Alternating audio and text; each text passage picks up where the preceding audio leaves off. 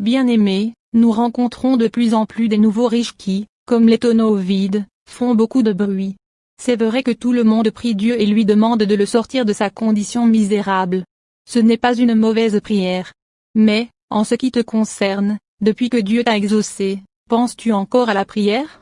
Ne penses-tu pas seulement à montrer à tes voisins que toi aussi, tu es arrivé? La Bible dit dans 1 Samuel 2, 8 ceci, de la poussière, il retire le pauvre. Du fumier il relève l'indigent. Pour les faire asseoir avec les grands. Et il leur donne en partage un trône de gloire. Car à l'Éternel sont les colonnes de la terre, et c'est sur elles qu'il a posé le monde. Le nouveau riche qui devient exécrable a oublié qu'il était, il n'y a pas longtemps, assis dans la poussière. Maintenant que Dieu l'a fait asseoir avec les grands, il oublie sa condition passée et il commence à insulter tout le monde. Bien-aimés, je tiens à vous rappeler que Dieu passera toujours par quelqu'un pour bénir un autre.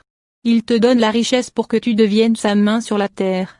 La terre est le lieu de notre ministère et nous ne sommes que des ambassadeurs de Jésus ici-bas. Mais si nous commençons à nous vanter, à engueuler les autres, à oublier la générosité, et à oublier notre condition passée, sachez que Dieu est celui qui vous a donné et il sera celui qui enlèvera ce qu'il vous a donné. Il a enlevé des rois de leur trône et nous avons pour exemple Saül. Ce dernier avait commencé à être orgueilleux et Dieu lui avait ôté le trône pour le donner à David. Vous qui êtes riches et orgueilleux, vous pouvez, si vous ne faites pas attention et ne revenez pas à de bons sentiments, redevenir pauvre. Votre condition sera donc plus pénible qu'avant. Vous allez me dire que votre richesse vous vient du diable. C'est bien. J'aimerais tout de même vous dire que le diable n'aime personne. Ce qu'il vous donne aujourd'hui, il l'a arraché à quelqu'un d'autre pour vous le donner. Il n'a pas d'état d'âme, quelle que soit la façon dont vous le servez. Il n'hésitera pas à reprendre ce qu'il vous a donné pour le donner à quelqu'un d'autre. Vous aurez donc goûté à la richesse. Le diable, sachant que vous serez prêt à tout pour rester riche, vous amènera à faire des choses atroces et vous accepterez ses caprices, juste pour continuer à être riche.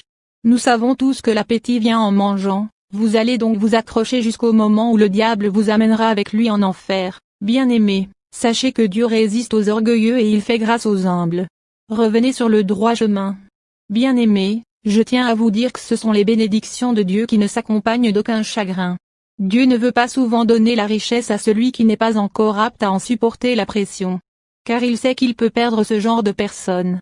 La richesse vous a rendu mauvais. Vous êtes devenu une mauvaise personne, ce n'est pas bien.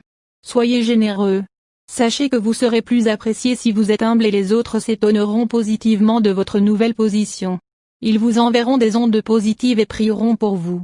Bien-aimés, ne chassez pas les gens autour de vous car vous allez vous retrouver seul le jour où vous n'aurez plus rien. Le moment est alors venu pour moi de vous rappeler qu'il y a une autre vie après la mort. Cette deuxième vie sera éternelle et non ponctuelle comme celle que nous vivons actuellement.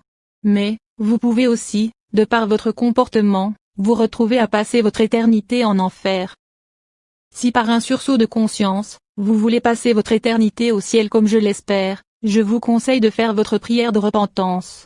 Et si vous ne savez comment la faire, vous pouvez répéter ceci après moi: Jésus, je reconnais que je suis un pécheur.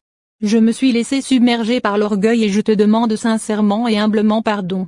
Je reconnais que tu es mort sur la croix pour me sauver. Pour cette raison, je t'accepte, toi Jésus-Christ, comme mon Seigneur et Sauveur personnel. Viens dans ma vie et fais de moi ce que tu veux. Change-moi et positionne-moi là où tu aimerais que je sois. Laisse ton Esprit Saint habiter en moi et me conduire dans toutes tes voies.